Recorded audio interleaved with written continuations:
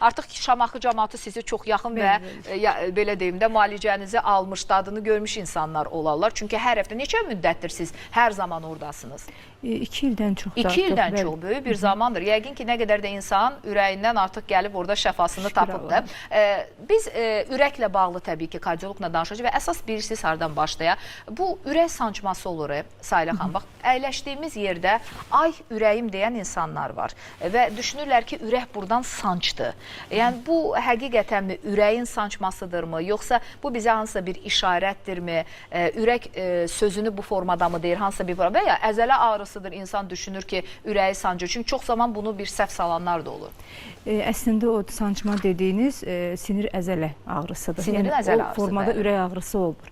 Ürək ağrısı döş qəfəsinin orta hissəsində, döş sümüyünün arxasında olur. Yəni tipik ürək ağrısı. Ağrını burada mı hiss edəcək? Bəli, ortada, döş sümüyünün arxasında hiss edəcək. Bəzən ola bilər sol tərəfə vursun. Məsələn, təzyiqi olmayan insanlarda təzyiq qalxan zaman ürəyin döş qəfəsinin sol tərəfinə bir nöqtəyə də bir sancı şəklində ağrı verə bilər.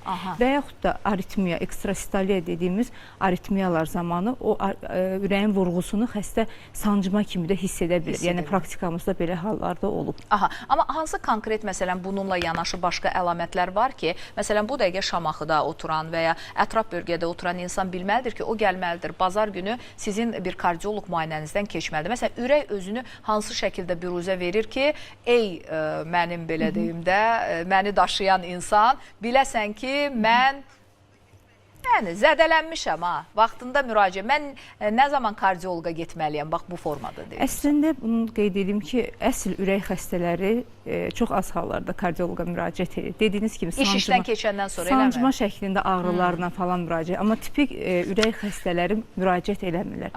Az hallarda müraciət edirlər.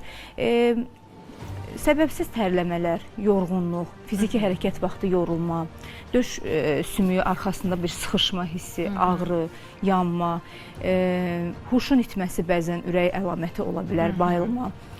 Bundan başqa tərləmələr, yorğunluq, bu kimi ürək döyünməsi, bu kimi əlamətlər olduqda mütləq şəkildə müayinələrdən keçmək. Xüsusilə onu qeyd edeyim ki, ailəsində ürək damar hadisələri olan, genetik ailəsində yaxın qohumlarda infarkt xəstəliyi olan, qəflətli ürək ölümü olanlar xüsusilə risk qrupunda olduğu üçün onlar daha mütəmadi rutin kardioloji müayinələrdən keçməlidirlər. Qan dəyərlərini normada saxlamalıdırlar. Rutin dediyimiz məsələn 2 ildən 1-mi, 1 ildən 1-mi? İldə bir dəfə. İldə bir dəfə gələcəklər kardioloq müayinəsindən keçəcəklər. Exo, kardioqrama, digər ehtiyac varsa digər müayinə üsullarından keçməlidirlər. Medsanda bütün bu şəraitlər varmı? Məsələn,